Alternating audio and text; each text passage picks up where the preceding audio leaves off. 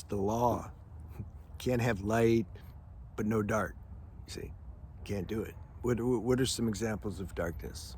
Addictions, attachments, certain defects of character and shortcomings, things, neurosis inside, all kinds of things. Darkness meaning it's low vibrational. High vibrational, it's like serenity, peace, compassion, inner sense of contentment, okay? This is the play of life. You can't just have one without the other. You gotta have both. And it seems you can't, it's like the light has to be dug out or something. It's like the darkness is the the soil, the light is like underneath it. You have to like dig it out. You got to dig through the darkness to get to the light. There's no way you can be a human on this planet and not have some darkness. Can't do it. But the mind wants to bypass that. The mind wants to imagine. That's why it chases enlightenment, the concept of enlightenment. So I get enlightened and everything's just nice then. Everything's nice. Or it will worship. You see, it's looking for people who it deems as enlightened, because then it thinks that person can give them enlightenment. Another like wants the easy way. If I just get to this person or this shrine or this whatever, or if I pray hard enough to something, it'll just give it to me. It don't work like that. Those who have been on the planet long enough know that. It's like a naive stage we have to go through for a little while. I did too. I'm like, God, I'm praying to you. Like, can't you do something? No, I had to go through this alchemic process, God helps us through that, even if it doesn't feel like it. It doesn't matter about our feelings, but we're trudging the road of happy destiny, because that's divine law. Like that's what we're doing. The other thing the ego can do is try to. You see, this is also how you know. This is how you know if those who are teachers, that concept, and you have certain people that follow you. A person or friends, doesn't have to be teachers, friends, somebody that's really there for you, they're like, they see your being. They're connected to your being. It doesn't matter.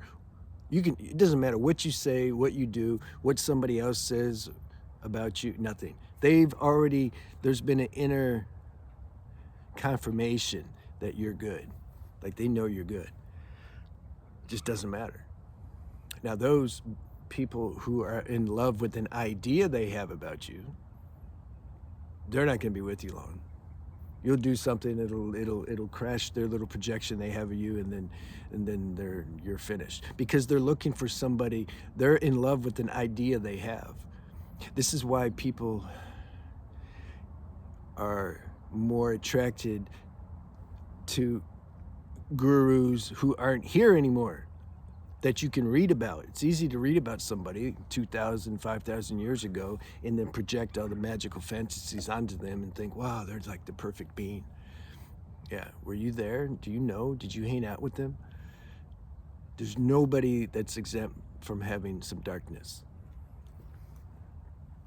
It's like, the darkness is like God's agent. I made that video. Devil's God's agent or something. It's working for God, doing you a service, because the darkness is going to crash you at some point, because you're going to realize, damn, I don't have the willpower to just like be free of this, or to just step over it. It's just too strong and gripping. It just pulls me. These energies inside, they just pull me. These heavy emotions, these energetic charges, this imbalance in the nervous system, whatever. It like pulls you into it. Intruders. And so then you realize, you're like, I don't have the power to, like, how can I transcend this? And then there's some shift at some point. We don't know. It might take a while, because even though you're admitting you don't have the power and that you want to surrender, on subconscious level, there's still resistance. The alchemic process still goes on. You're not fully surrendered. You're open to be fully surrendered, which is the only thing you can do, actually. This is you can be open to it, but you can't control this process or guarantee the results and when and how, and we can't do all that. We don't know. It's just unfathomable, this alchemic process. So somebody asked me, she sent an email about the group and said, what's the group about?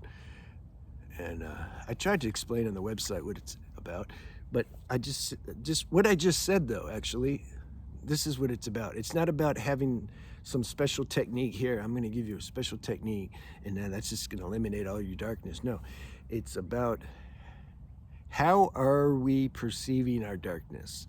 The self-talk, is that amplifying the darkness? Yeah, for most it is.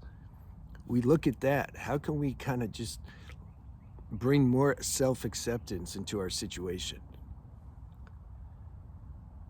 Yeah. How do we do that? How do we be more open to grace transcending this for us? Have we realized that we're powerless over this? Have you really realized it? Self-honesty. Or do you still think there's some move you can make and there's something you can do? Sure, on practical level, there are things we can do. Preserve your sexual energy, clean diet, good environment, good company, exercise, like healthy. Yeah, we're in a physical body, so we need to take care of that. There's a such thing as certain health laws. We don't want to transgress natural health laws because that's going to lower the frequency also, and that will be harder to step over the darkness. But it's not like the get out of jail free card. Just get super fit. I mean, you ain't gonna get gains like this, but eat real clean, and then that's the key. There you go. Now, especially when you're living in a body that's gonna die anyway. As you get older, you see that. I don't have the same body at 50 that I did when I was in my 20s. It's just very clear. I mean, I'm cool, but I can see the spiraling downward process that's inevitable. Law of decay. Nobody's exempt from that. So getting the body healthy and all these practical lifestyle habits, even though they're very, very important, it's not the answer or antidote. Yeah, the real antidote is grace. The higher our vibration is via our healthy lifestyle habits, the more space grace has to do something. Yeah, that's true. But this is what we're looking at. How open.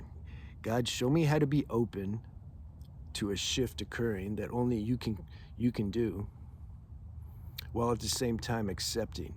This is the hard part for people. Accepting where we're at right now. Accepting whatever, we're just calling it darkness. We're conditioned to give certain words positive connotations, but these words are negative connotations. It's all the same thing, man. They're all the ingredients in the cooking pot. Like, one's not better than the other. But we have a natural inborn instinct because of cosmic software to want to experience a higher vibrational state of being. Yeah, that we're supposed to. That's natural. But can we stop hating the darkness or our lower self or these energies that seem to take us over? Are you hating that? Are you resisting that? If so, be open to grace, showing you how to kind of let that be. It feels like a total oxymoron and paradox. It's almost like saying, how can I hit my hand with the hammer and be okay? Yeah, I like to tell the non-duals that. But it's a little different. You don't have to hit your hand with the hammer. There's some volition there. You don't need to choose to do that. But this alchemic process, all you got to do, I'm not oversimplifying, but all you got to do, is look and see, can I control what's happening, my inner experience? Can I control that? If you have chronic pain, can you control that? If you have certain mental health imbalances, neurons are firing off in a weird way and causing unpleasant symptoms, can you control that? Your boyfriend, girlfriend broke up with you, your mom or dad died, you feel an intense sense of grief or resentment, can you control that? If you can't control that, doesn't it make it a little easier to give it up and let go and surrender? You got to look at it though. See, the mind in the background will keep hiding. The sun's coming out. It'll keep thinking it can control. It's like, no, but I can control it somehow. And so then we have to keep going and imagine that and obsessively, compulsively look for some technique or some answer or something to control it or to overcome it. That has to burn out at some point. When that burns out, surrender has a better chance of occurring. And then peace has a better chance of occurring because of surrender. But are we open and to being patient with this process? This is the whole thing. It's more important for most people I talk to that they are more patient with this process than it is for them. I got to meditate harder. I got to pray harder. I got to do something harder to get that spirituality. This is already like too much already. People are way too obsessed about, becoming enlightened or whatever they want to call it. And it has the opposite effect. Then you end up with a bunch of wannabe messiahs walking around thinking that they like found something. Then they get crashed, and then they, it's like, I thought you were the Buddha. You said over here you're the Buddha. Yes, this is the Buddha in pain. Okay, I would drop the word Buddha. All right, let's see if I made a couple notes because this was an important thing, but yeah, I think I hit everything. Some darkness, see, it's not all balanced and equal. Some people have it, worse than others. There's some people, they're too far gone. They're too far gone. They just need, and then go get some training on a more higher plane and feel what they've done to others because they can't do that here. They're too unconscious. Then they'll come back, have another body, and there'll be some tendency to like, whoa, maybe I shouldn't do that again. Although there'll also be a tendency to do it again because of past life habits, but still, the training that they got in higher dimensions is going to help them. Because prisons and rehabs and things here just, some people are gone. And then some people, they know they're gone. That was a bit ironic. Jeffrey Dahmer comes to mind. He just told them in an interview, this is probably 40, 30 years ago. He says, man, don't let me out. Don't let me out of prison. I'm gonna do it again. I can't help it. It's just what I do. And so somebody like that, yeah, they just need to be offed, and nothing personal, but then they, okay. But if you're watching this video, see, people like that aren't gonna be watching these videos. It's impossible. And the reason I'm saying this is in case, because your mind, I know how the mind works. The mind will say, God, but I have so much darkness. It exaggerates everything. You notice? If you got a lot of darkness, I mean, if you're in a kind of a heavy, low state, the mind will amplify it and say, oh, you have so much darkness, you're never going to wake up, or you're never going to get free. You have so much darkness. No. If you don't know when your journey can all of a sudden become exponential. Look at Eckhart. Eckhart was depressed like his whole life. And then all of a sudden he just passed out and woke up and was peaceful. Now that's rare. That don't usually happen, but I'm just saying, we don't know how things work. So don't let your mind like trip. The fact that you're like open to even what's being said now means that you're not Jeffrey Dahmer. Yeah, there you go. But the mind can also exaggerate when you, because I gotta touch this side too. If one's starting to, their higher spiritual tendencies are starting to wake up, then the mind can exaggerate the hell out of that. And then you start thinking like you're God or something. Wow, I'm like God. So this is how the mind wreaks havoc on everywhere. You're not safe in the spiritual zone. The mind's like just getting started when you reach the spiritual zone. The mind, the ego loves that field because it can hide so easy. I think more people are waking up to this though. They're not so easily sold anymore on the non-dual hype like they were a couple years ago. Like, you see how consciousness wakes up? It wakes up individually and it wakes up collectively. So that's what I mean. We don't have to worry about anything. Like, this show runs itself. You can't miss. But we're talking about how to bear and bring more, how to bear this play of darkness that comes up sometimes, and how to bring more self-acceptance into that. Yeah, I think this is what somebody asked me what we do in the groups, we do that. But it's very individual how we do it. It depends who I'm talking to. It just depends. And the whole group's not like, oh, everything's dark. No.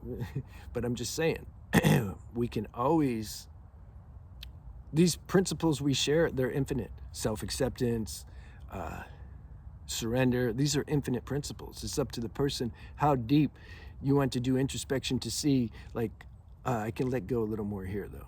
You see, so we meet you on the level that you're at. All right, I think I'm done. So I hope you got something from that. I have some good books if you're interested. They tell me I have to say that sometimes just to remind people, because I forget. Like, new people come watch my videos. I keep thinking, this is it now, 43,000. Okay, only those people are good. But no, then it's like the number keeps going up. So we have, you can see my website for books. I have an autobiography book, Preserving Your Sexual Energy.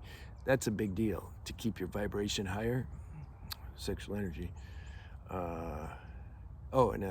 For those who like plant medicine, I have a psychedelic book that I wrote. All right, there, I did it. I'll see you guys.